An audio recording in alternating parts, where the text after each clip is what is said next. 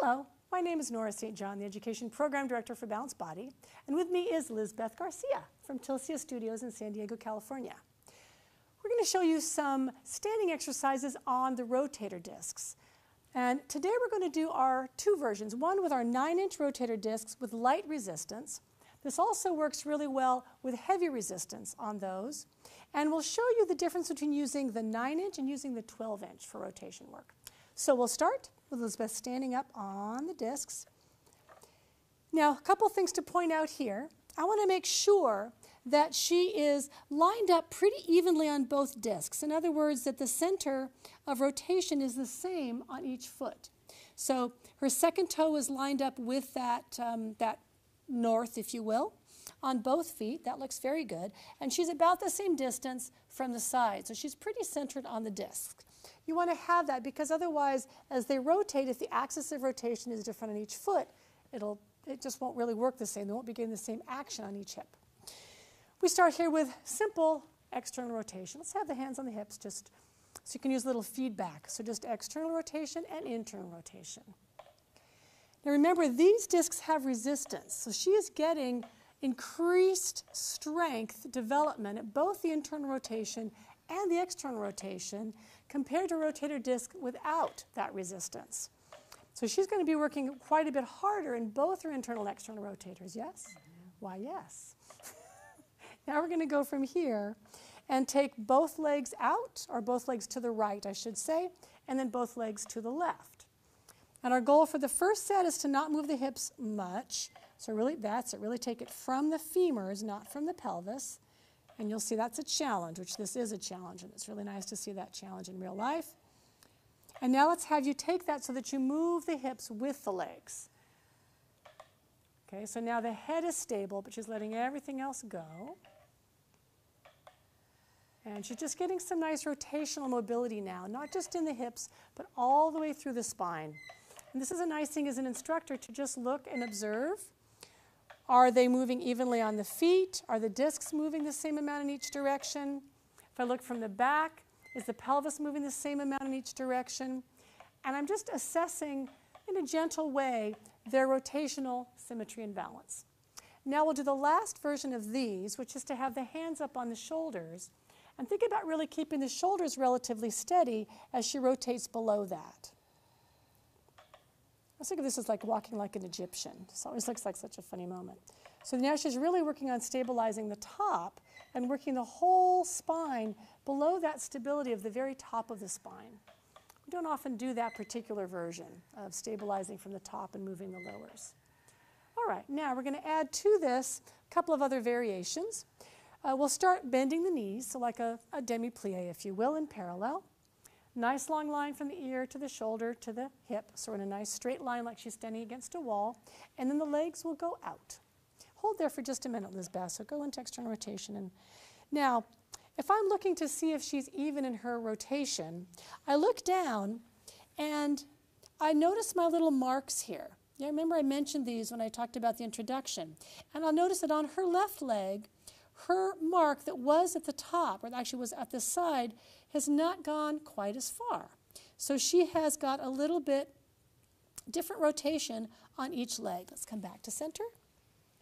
Yeah, and there we go. Nice. Now let's take that into internal rotation as well.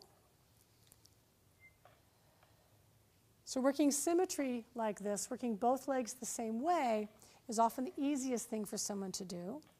Now we're going to take a challenge, shall we? Do you want to take the little roll-throughs?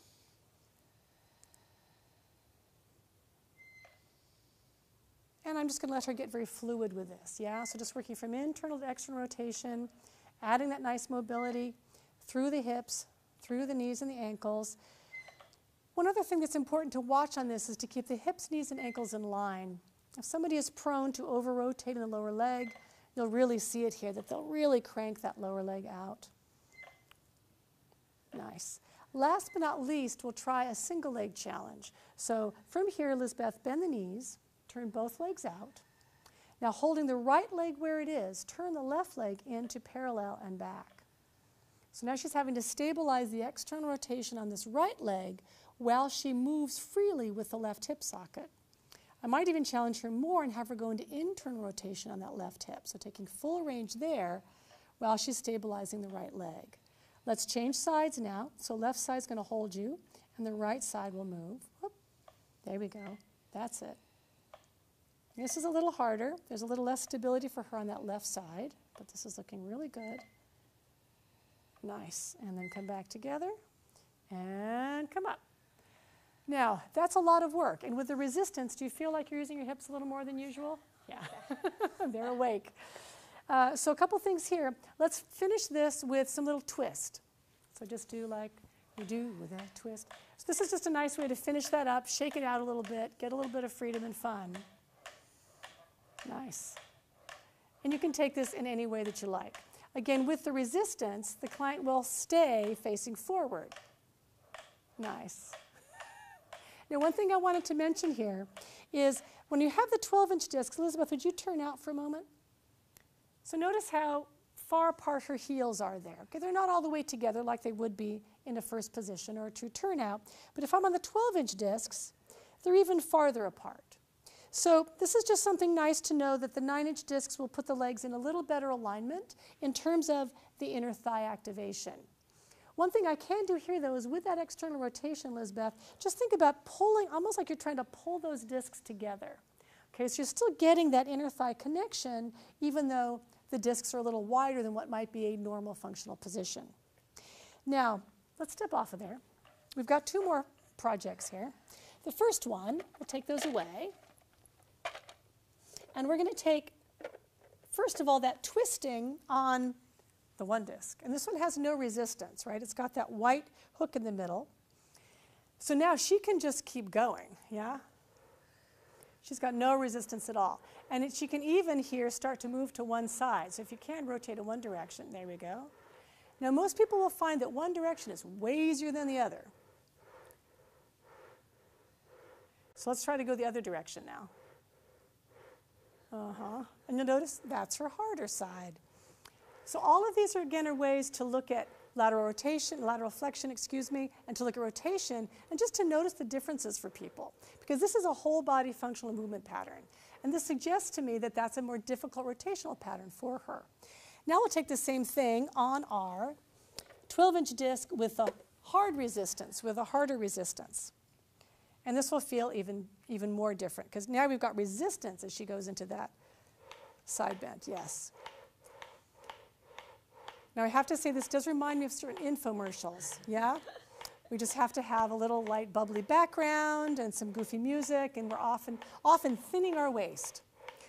But in fact, what we're really working is working the entire rotational system of the body. Nice. And you get a nice little workout as you go too. Alrighty.